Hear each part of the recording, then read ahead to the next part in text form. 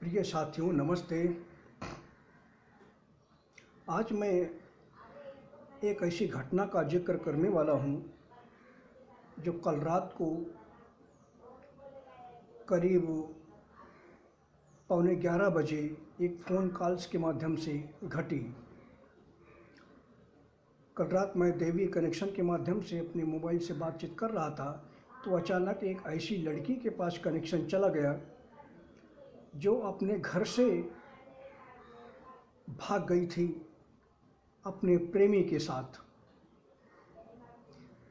इस लड़की के पास जब कनेक्शन गया तो मैंने पूछा कि आप कौन बोल रहे हैं, तो उसने डरते हुए कहा कि आप वही हैं जो हमें ढूंढ रहे हैं, साधना को ढूंढ रहे हैं। तो मैंने कहा, साधना इस देश में, दुनिया में हजारों होंगी, आप अपना परिचय बताइए, कौन बोल रही हैं। तब उसे लगा कि नहीं, वो नहीं है, जो मेरे घर वाले नहीं हैं जो ढूंढ रही हैं मुझे। तब उसने बताया मुझे कि मैं अपने घर से भाग गई हूँ और पूरी दृष्टांत उसने मुझे बताई। उसने बताया कि मैं अपने घर से भाग गई थी और भागकर अपने प्रेमी के साथ 4 व्हीलर में मैं जा रही थी। वो लेकर के मुझे चला गया। उसके बाद उसने मेरे साथ 5 बार यौन संबंध बनाए।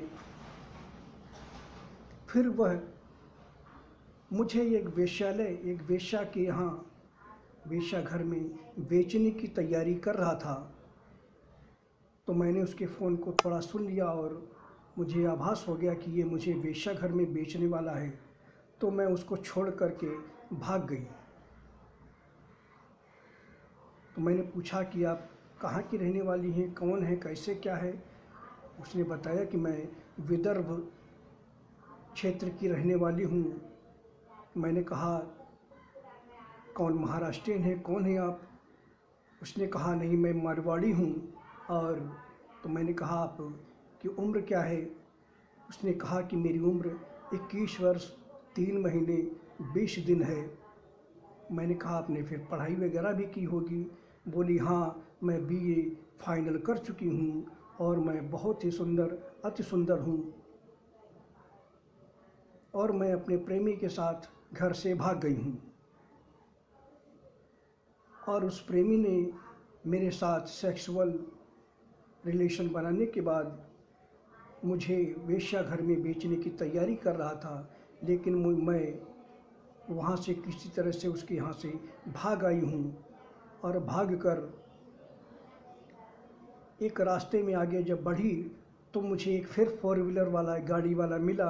मैंने उस गाड़ी वाले से लिफ्ट मांगी तो उसने मुझे अपनी गाड़ी में बैठा लिया और बैठा करके रास्ते में उसने मेरी व्यथा सुनी।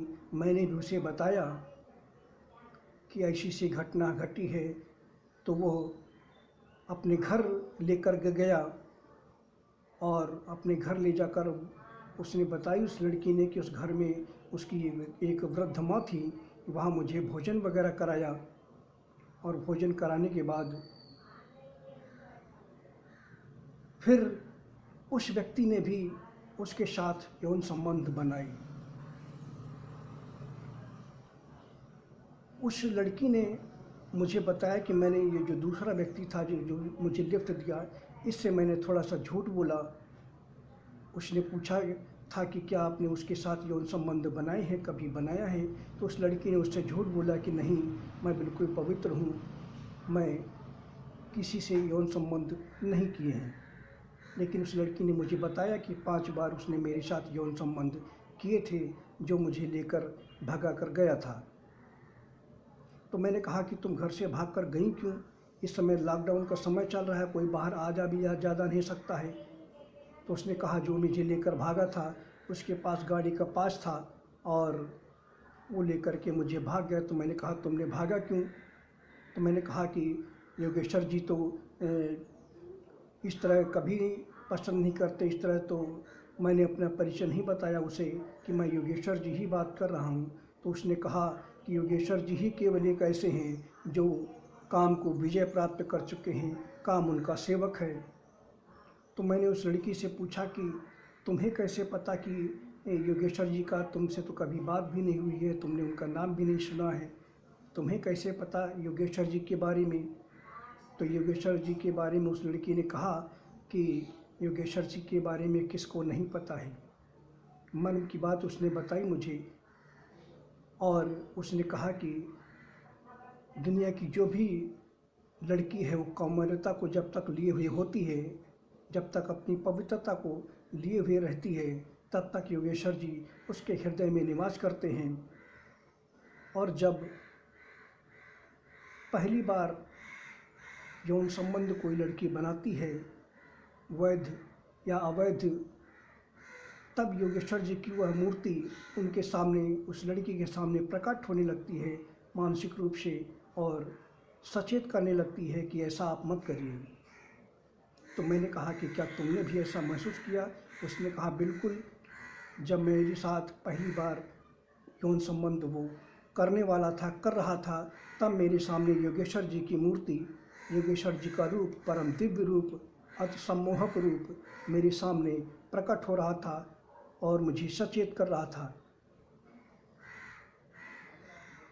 तो यह जिक्र उस लड़की ने मुझे किया। उसने ये भी कहा कि अगर आपका कोई मित्र ऐसा हो जो वासना कामांध हो और इसी घटनाओं में लिप्त है तो आप उससे पूछ सकते हैं।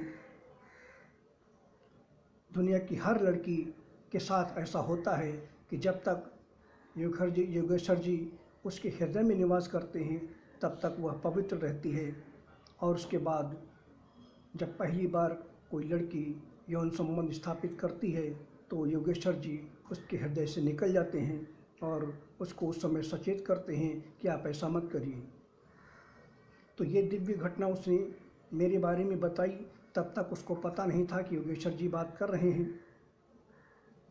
उसके बाद उसने बताया कि इस समय मैं एक ढाबे के पास हूँ, जंगल में, एक सड़क मार्ग से वो मुझे ले जा रहा है, और इस समय वो ढाबे में चाय पीने के लिए गया है, 4 व्हीलर से वो ले जा रहा था। और उसने कहा कि उस समय वो ढाबे में चाय पीने गया है, इसी बीच आपका फ़ोन आ गया और मुझसे बात होने लगी। मैंने कहा तुमने बहुत गलत किया है। अगर मान लीजिए कि वो तुम्हें वेश्याघर में बेच देता तब तुम्हारी ज़िंदगी नर्क हो जाती, और ऐसा तुम्हें नहीं करना चाहिए था। तब मैंने उसे अपना परिचय बताया कि मैं परम योगेश्वर जी, वही योगेश्वर जी बात कर रहा हूँ। तब उसके दिल से, उसकी ज़ुबान से एक ही शब्द निकला, मुझे बहुत बड़ी सीख मिल गई, मुझे बहुत बड़ी सीख मिल गई। उसके बाद उसने कहा कि अब मैं क्या करूँ। मैंने कहा कि तुम ऐसा कीजिए कि पुलिस को तुरंत सूचना दीजिए। उसने पूछा कि 100 नंबर होता है? हमने कहा बिल्कुल 100 नंबर पर कॉल कीजिए, और अगर ढाबा वहाँ आसपास है, उसने कहा कि हाँ कोई आसपास लोकेशन भी नहीं पता चल रही है, मैं किस क्षेत्र में हूँ, कहाँ पर हूँ, कुछ अता पता नहीं चल रहा है। आगे अगर चलूँगी, आगे बढ़ूँगी तो कोई खंभा वगैरह आएगा तो पता चलेगा। मैंने कहा अगर ढाबा है तो ढाबे में देखिए कोई नाम पता एड्रेस कुछ लिखा होगा। फिर मैंने कहा अगर वो भी नहीं है तो मैंने कहा जिस गाड़ी में तुमको लेकर जा रहा है उस गाड़ी का नंबर पुलिस को बताइए, और उसके बाद जब तुम्हारा फ़ोन पुलिस के पास जाएगा तो आपके फ़ोन का नंबर भी पुलिस के पास पहुंच जाएगा और नंबर भी लोकेशन ट्रेस होती रहेगी। तो मैंने कहा तुरंत इस बात की सूचना दीजिए और पुलिस से मदद लीजिए और अपने घर को जाइए। इस तरह की गलती दोबारा फिर मत करना। उसने बिल्कुल वैसा ही किया।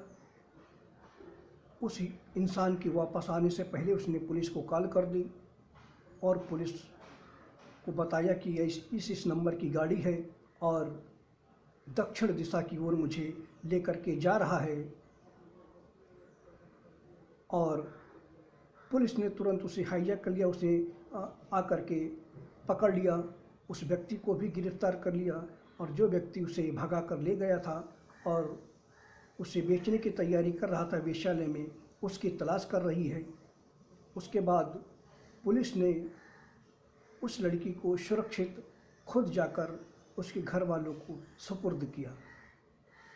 मेरी बात वहाँ तक समाप्त हो गई थी कि मैंने जब कहा था कि पुलिस को फ़ोन करिए, उन्हें बताइए। लेकिन आज दोपहर को मेरी एक उज्जैन के महाकाल के एक तांत्रिक से बात हुई, अवघड़नाथ से।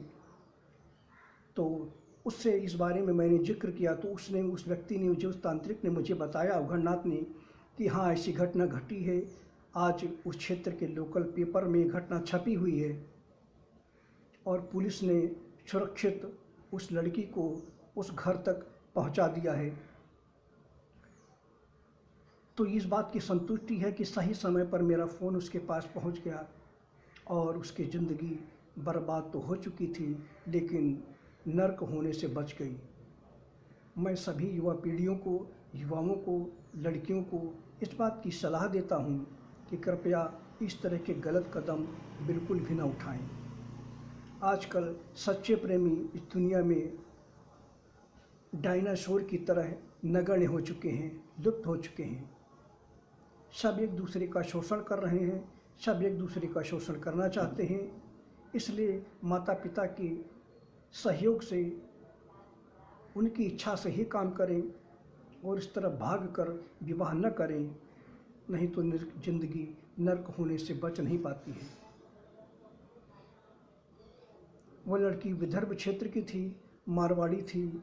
साधना उस लड़की का नाम था और उस लड़की की उम्र 21 वर्ष 3 महीने 20 दिन थी। बीए कंप्लीट कर चुकी थी वो और ठीक ठाक घर की थी, बेहद सुंदर थी और इसलिए वो प्रेमी उसके साथ भाग गई थी। लेकिन मेरी कृपा से, मेरी प्रेरणा से वो लड़की वापस घर पहुंच चुकी है और इस बात की खुशी मुझे भी है। और जैसा कि उस लड़की ने बताया था कि योगेश्वर जी का हर लड़की, हर कुंवारी, हर पवित्र महिला लड़की के हृदय में निवास होता है, ये सच भी है। क्योंकि मेरा निवास उस हर लड़की के, हर इंसान के जीवन में, उसके हृदय में होता है। जिसका हृदय पवित्र होता है, मन, बुद्धि, विचार पवित्र होते हैं और सात्विक प्रवृत्ति का होता है। और वो लड़कियां जो अपने जीवन में ब्रह्मचर्य का पालन करती हैं, पतिव्रत धर्म का पालन करती हैं, ऐसी लड़कियां मुझे मेरी परम प्रिय होती हैं और उनके हृदय में हमेशा मैं निवास करता हूं। इसलिए जब तक वो किसी के साथ यौन संबंध स्थापित नहीं करती अनैतिक, तब तक मैं उनके हृदय में निवास करता हूं। और अगर वो यौन संबंध स्थापित करती हैं अवैध, तो उनको मैं दिव्य रूप से दर्शन देकर रोकने की कोशिश करता हूं और नहीं रुकती हैं तो मैं उन्हें छोड़कर चला जाता हूं। तो अगर आप लोग, मैं उन कुंवारी लड़कियों से यह आग्रह करूंगा और उन लड़कों से भी कि अवैध संबंधों से बचिए, मांस के सेवन से बचिए, झूठ बोलने से बचिए और सच्चे हृदय से मेरी शरण में आइए, परम योगेश्वर जी की शरण में आइए। यही मोक्ष का मार्ग है, मुक्ति का मार्ग है। वरना यह दुनिया तो नर्क हो ही जाती है। मृत्यु के बाद भी ऐसे लोगों को घोर नर्क में मैं भेज रहा हूँ, कोई बच नहीं सकता है। तो ये वीडियो मैं आप लोगों को एक अनुभव के तौर पर दे रहा हूँ और युवा पीढ़ी से मैं आग्रह करता हूँ कि गलत रास्ते पर मत जाइए, माता पिता के खिलाफ मत जाइए। क्योंकि माता पिता के खिलाफ उनको दुख देकर अगर आप घर से भागते हैं, कोई गलत कदम उठाते हैं, तो इससे आपके जीवन में पितृदोष लग जाता है। ये पितृदोष इस जीवन में तो परेशानी देता ही है, मृत्यु के बाद जो दूसरे जन्म होते हैं उनमें भी ये पितृदोष परेशानी का कारण बन जाता है। क्योंकि माता पिता आपको पालते हैं, पोसते हैं, बड़ा करते हैं, लेकिन जब उनको ही कोई छल करता है, दुख देता है, तो फिर उनके दिल को दुख होता है और इस वजह से पितृदोष लग जाता है, जिसकी सज़ा इस जन्म में और भविष्य के जन्मों में भी चुकानी पड़ती है। दुखों के कारण दुखों को उनको प्राप्त होना पड़ता है, संघर्ष करना पड़ता है, परेशानियां उठानी पड़ती हैं, नर्क में जाना पड़ता है। तो धन्यवाद साथियों, ये बेहद दुर्लभ अनुभव था, आज मैंने आप लोगों के साथ शेयर किया। शुक्रिया।